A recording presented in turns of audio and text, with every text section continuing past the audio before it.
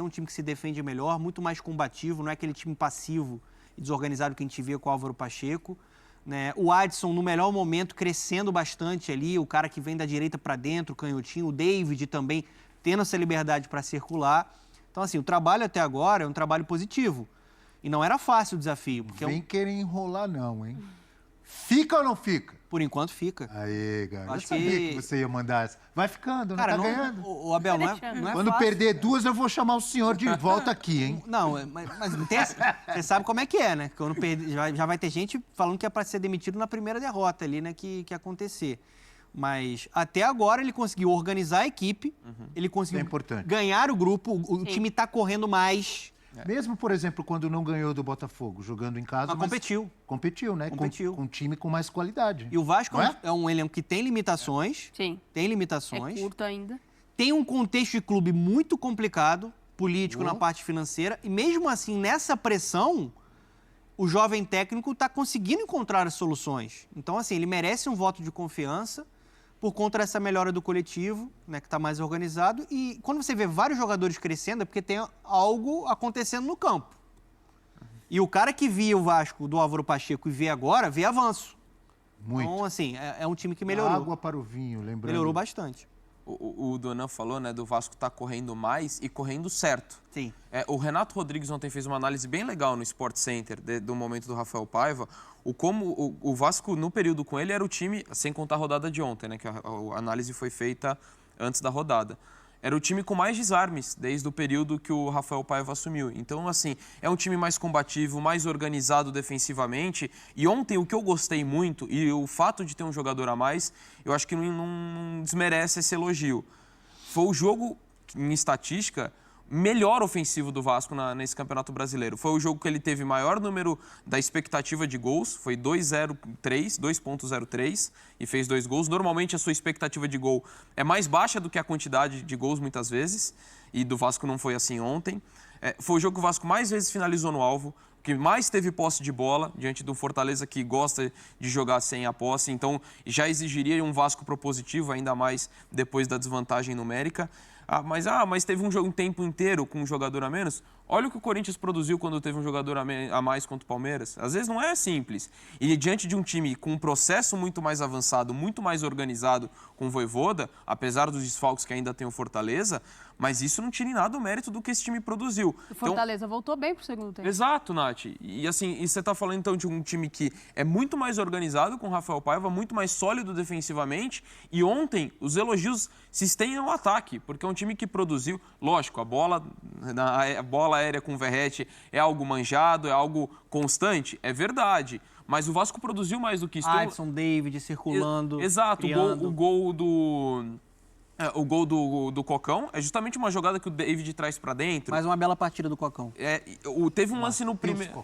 Teve um lance no primeiro tempo que o Verratti sai da área, constrói a jogada e ele mesmo aparece para concluir de cabeça. Então, foi um time que acabou produzindo um pouquinho mais, com o Verratti saindo da área. Lógico, ainda não é uma grande produção ofensiva, mas a gente não pode esquecer que isso aconteceu com o Payet saindo com 13 minutos. Você trouxe números interessantes, que o Vasco agrediu, atacou, além dos gols que fez, ele criou muitas chances, muitas delas com participação, como um lance do gol do Piton e outra do Jardel dos tempos modernos. Monstro.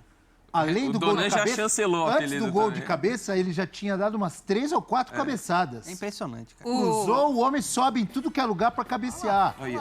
Eu conversei com um cara que você conhece, para você jovem, garoto, adolescente, garota, jovem que está nos assistindo e não sabe quem é Jardel, vai pesquisar quem foi Jardel no Grêmio de Felipão, Jardel jogando lá no Campeonato Português pelo Porto. No Sporting também. No Sporting também, né? O que fazia de gol Jardel de cabeça, com Arce cruzando, Paulo Nunes cruzando.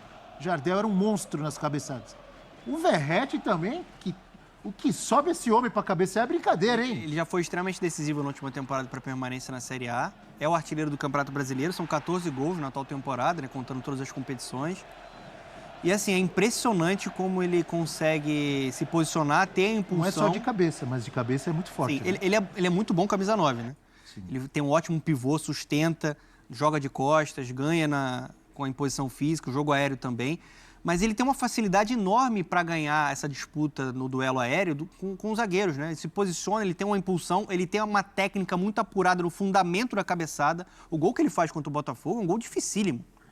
No meio de 2, ele consegue ajustar o movimento da cabeçada para fazer o gol. E aquela dupla que a gente viu ali na tela é a dupla de ouro do Vasco. Porque o Piton, ele tem um ótimo cruzamento, um apoio muito forte, apurado, consegue fazer o arco para buscar e extrair o máximo do potencial do Verratti. Manda um abraço pro nosso amigo que está de férias, professor Celso Zelt. Grande abraço. Que cornetava o Piton quando o Piton estava no Corinthians. Acho que ali foi um contexto complicado para o Piton, mas ele, desde que chegou ao Vasco, ele é um dos melhores laterais, né, do país. Assim, lateral esquerdo, vem se destacando. Cresceu defensivamente, com o time mais organizado com o Paiva, de novo jogando em um nível muito alto. E o Verratti, cara, ele é a melhor contratação do Vasco nos últimos anos, assim, porque ele é um jogador que conseguiu representar o torcedor, ele é um veterano que se dedica de forma absurda em campo, faz muitos gols decisivos, entrega muitos pontos cruciais pro Vasco, e ele agora é o capitão. O que esse cara tá fazendo com a braçadeira, assim, de falar com jovens jogadores, incentivar, né? Ele é um líder dentro de campo, um jogador que deixa tudo dentro de campo, na parte técnica e também nessa postura que é necessária. Se falar mais 3 minutos, Scaloni vai vir até São Januário dar uma olhada. Tô brincando, ele tá jogando bem mesmo. Diga, Natália. Natália tá... Não, eu tô achando o máximo. Continua. Não, finalizei. Depois de todo mundo te intimidar na sua explicação. Mais uma grande... Tá jogando bola mesmo. Mais uma grande atuação do Verratti, artilheiro do Campeonato Brasileiro, decisivo. Ao lado de quem? Não tá junto com alguém? Com o Pedro. Com o Pedro. Os dois têm 6. Os dois com 6 gols. Tá jogando bola, tá metendo gol, tá ajudando o Vasco. 2 ótimos, né, atacantes, né? Mas o Pedro é mais jogador, obviamente. Vamos falar de Corinthians? Corinthians e Vitória hoje. Mas a gente não vai falar de futebol agora. Quantos? Dos 14. São 7 agora. Porque ele estava contra o Tava Vitória. contra o Vitória, perfeito. Perfeito. O Paiva chegou Perfeito. Depois da primeira passagem, agora ele chegou a 4 jogos. Quem também tinha feito 4 jogos? Pachecão. Fez 4 jogos tenebrosos. Só um ponto. Imagina, o Vasco né? tomou de 6-1. Seu Pacheco vendo isso. Não, e nesse. que ele tá pensando? E aí o Paiva é um técnico que veio da base, é um cara que já tem uma certa rodagem no futebol, não tem grife, tem se mostrado competente e para o cenário do Vasco é melhor ter um cara com o perfil dele, um técnico jovem iniciando agora, conhece o clube, conhece o futebol brasileiro, do que trazer um cara de fora que vai demorar a se adaptar, entender todo esse processo, essa situação conturbada do clube, mas se quiser ter o Paiva de fato, se tiver convicção de que ele é o nome, não pode ser na base do, vamos deixando aí. Porque eu entendo o que o Calçade diz de, tá funcionando com ele, mas precisa se fazer o diagnóstico. Agora o Vasco tem o Marcelo Santana, que foi contratado para ser o diretor de futebol. Precisa parar e refletir sobre isso, porque se chegou à conclusão no nome dele, efetiva já e bota na porta do vestiário. Ele é o técnico. Porque o Vasco viveu essa situação em 2022, com o Emílio Faro, era o auxiliar, foi ficando. Aí ficou 8 jogos. Só que depois dos 3, 4 primeiros jogos, que a coisa ali engrena, vai na emoção, o time começou a definhar e, de repente, nossa, periga não subir, vamos contratar um técnico. Mas você acha que e quase não subiu. Todos esses sucessos... Por isso, precisa ter convicção nesse movimento. Se o Pedrinho entender, o Paiva mostrou competência suficiente para assumir o time, tem de efetivar. E não fazer o que o Fluminense fez, o Bittencourt com o Marcão. Quem sabe ele fica até o final do ano. Durou 2 jogos. Isso daí não é amadorismo. Mas você acha que precisa tomar uma decisão profissional. Porque os resultados são realmente impressionantes, né? O Vasco demite o técnico, Rafael Paiva assume, consegue o que precisa. Demite o técnico, Rafael Paiva assume, consegue o que precisa. Já falou da Copa do Brasil, né? Estou falando agora do Campeonato Brasileiro mais uma vez. É o suficiente?